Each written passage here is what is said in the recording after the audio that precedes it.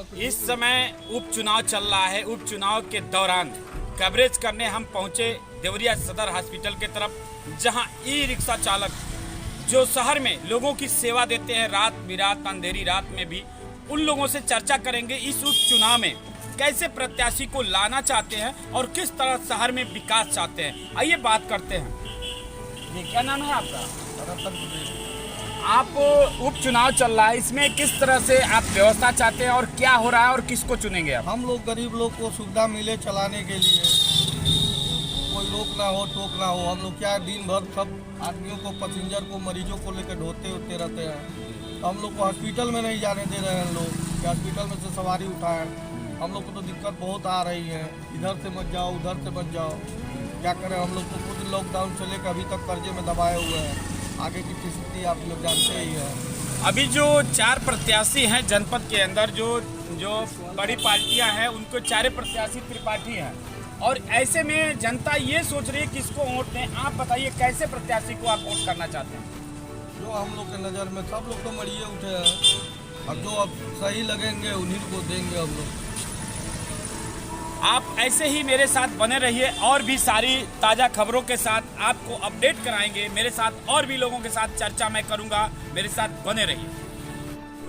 जी, मुद्दा तो तमाम, हर बार चुनाव होता है, चुनाव में सरकार बनती है और सरकार गिरती है, लेकिन जो समस्याएं, जन समस्याओं को लेके हर तरह के प्रत्याशी अपनी लुभाने शब्दों को, अपनी बातों को जनता के बीच में रखते हैं। लेकिन जानेंगे जनता की वाकई राय क्या है और जनता किस तरह के प्रत्याशी को लाना चाहती है।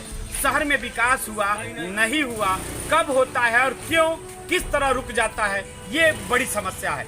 जानते हैं, एक शहर में इस सब्जी मंडी, देवरिया की सब्जी मंडी में आए एक सब्जी खरीदने के लिए एक महिला, तेज तरार महिला, जो समाज हित की आवाज उठाने वाली, मैं उनसे बात करता हूँ। जी, क्या नाम है आपका? मैं श्रीमती निर्मला वर्मा हूँ।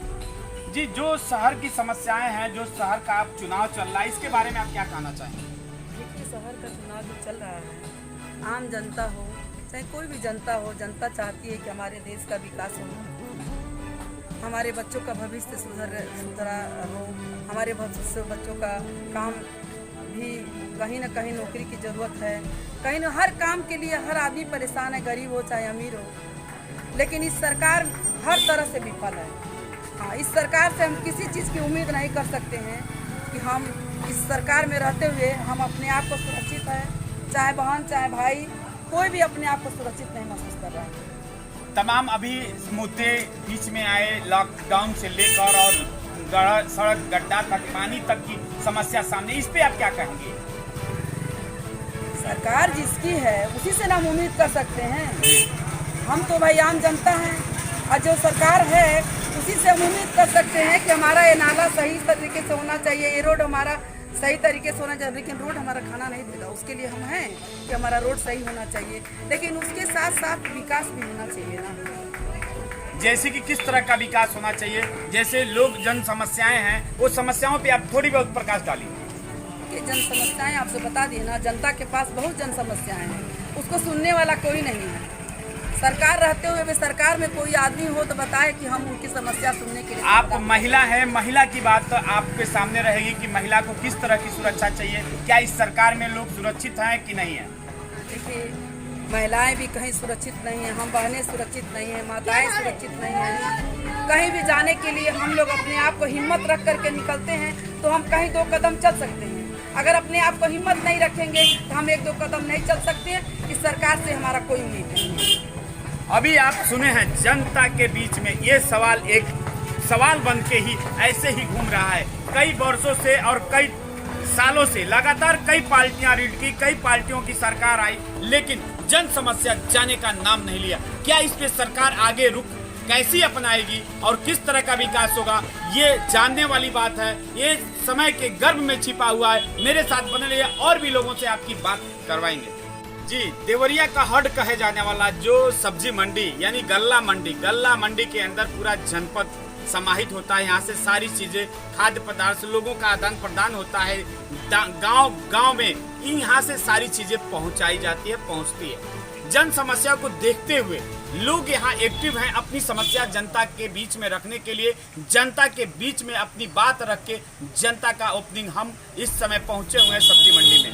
यहाँ बात करेंगे एक ऐसे व्यापारी से जो जनता की पूरी बातों को अपने मुखाबिन से कहना चाहता है और उनकी बातें क्या है ये आप जानिए। क्या नाम है आपका? किराना समिति का अध्यक्ष हूँ। जी, जो जनता की समस्या है उस पर आप क्या कहना चाहेंगे और क्या विकास चाहते हैं?